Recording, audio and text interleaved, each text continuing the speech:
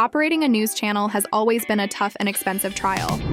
However, in today's AI-driven era, it has become much easier and requires minimal effort.